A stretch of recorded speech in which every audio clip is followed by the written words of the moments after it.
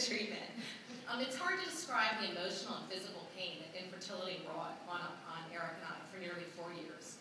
We are blessed now with a beautiful 4-year-old boy named Will. Unfortunately, it took us 4 years and $40,000 to conceive him. We started trying to conceive 2 years after we married. I was 32 at the time. After 6 months, I suspected that there might be an issue. But because of an impending move, we didn't seek medical treatment with a reproductive specialist for 3 months. The diagnostic tests took another 3 months to complete, and when we finally received the results from those, we've been trying to conceive for a year. We now knew, though, why we've been unsuccessful. We had definitive male factor infertility, and it was tied to a genetic issue that was not medically treatable. In addition, a subsequent diagnostic surgery I underwent determined that we also had female infertility factors at play. In our doctor's candid words, IVF offers you and Eric the best and potentially only way to conceive. In fertility speak, it was the worst possible news. Unlike the majority of couples whose infertility problems are thankfully easily treated, drugs wouldn't fix our problem, surgery wouldn't fix our problem. While our doctor recommended IVF, and ultimately we did follow her advice, our path to IVF was circuitous and took several detours, and these were largely dictated by finances. We were fortunate to have insurance that minus co-pays had covered our diagnostic treatment, including my surgery. However, our employer's plans did not offer coverage for assisted reproductive technology. The cost per IVF cycle at the time that we started our journey was about $10,000. Like many folks, we did not have $10,000 in the bank, but we did have credit cards with limits of between $3,000 and $5,000. So we, as I say, cheaped out on our infertility treatment, and against our doctor's recommendation, went with cheaper assisted reproductive technology called intrauterine insemination. And some of you may have heard of this as IUI rather than IVF. The chances of success for us with IUI were slim to none. We knew that, our doctor knew that, but she nevertheless dutifully scanned our credit card, ordered our drugs, which we also charged. And in the course of 12 months, we went through 3 unsuccessful IUI cycles and flushed over $10,000 down the toilet. So 26 months and $10,000 later, we underwent our first IVF cycle.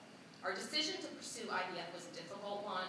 Overall, IVF is emotionally and physically taxing. You must have regular blood tests, daily hormone injections, some of which are quite painful, and frequent daily and monitoring by your doctor. The good news about IVF is the success rate. About 1 out of 3 women per IVF cycle conceive, and with some couples the odds are even higher, as the doctor alluded to. In other words, IVF sucks, there's no other way to put it, but it works. Since joining Resolve in 2005, I've been surprised, to see the diversity of women experience infertility, and heartbroken to hear stories of those who couldn't afford treatment in the first place or ran out of money halfway through treatments. We talk about sacrificing for your kids, and I can't think of anything more honorable than trying everything with enormous financial and emotional cost in order to bring children like our Will into the world. Eric can now share a few words about how he supported his wife, saved his marriage, and conquered infertility. Thank you all very much. Yeah, looking back on it and talking about it now, it's not something that frequently comes up in conversations around the dinner table or with family. I mean, it's not something a lot of people understand a lot about. And looking back, you kind of brings back the emotions that come up in the course of it. We got married around I guess we were about 30, and then spent a few years trying to conceive, and you don't think anything of it. And it's not something that's talked about kind of growing up, kind of tough neighborhood outside of Pittsburgh. You're healthy, I run marathons, I boxed in college. You never think of anything like this, and it's not something in my type of family that you would even talk to your parents about.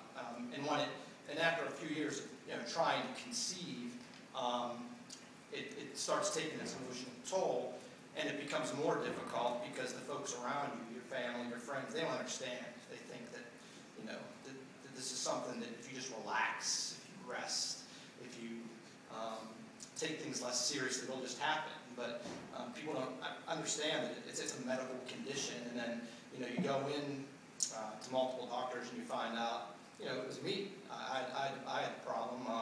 my sperm were not good, and, and there's a lot of different reasons. I mean, a lot of people think about your numbers, meaning, or your levels high enough. That wasn't my problem. They think about something called motility. Do they move? That wasn't my problem. There was another problem I never heard of before called morphology. And, you look at them and they're not shaped right. They don't work essentially, and so you get to see the number up there the doctor's alluding to, 20% for natural, quickly comes down to about 0 for you.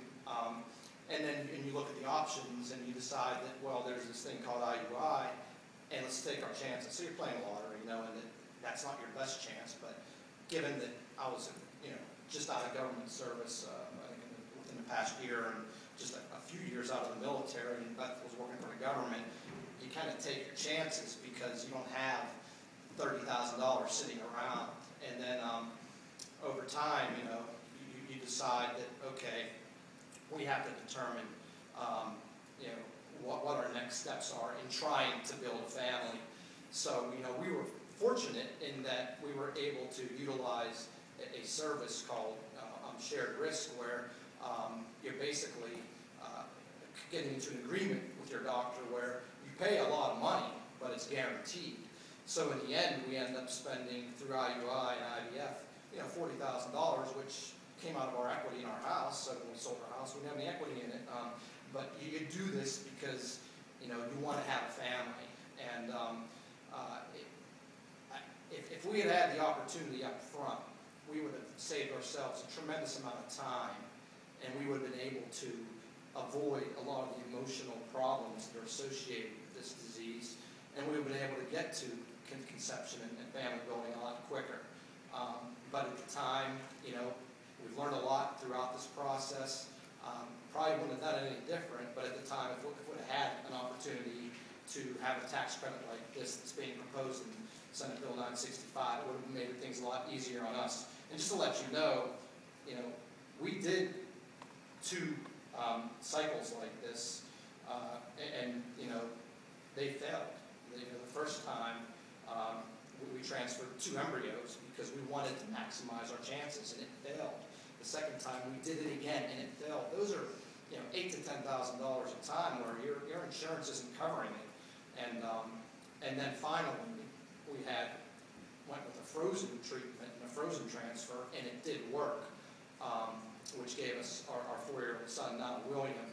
And then later in life, we still had 2 embryos left over, and we transferred them thinking that they wouldn't take it all, and they both took. So we're happy and blessed, but it's a long journey, it's an emotional journey, and it's an area that the public in general doesn't know a lot about, but there's a lot of people out there suffering through this emotionally and financially, and deserving of whatever help that they can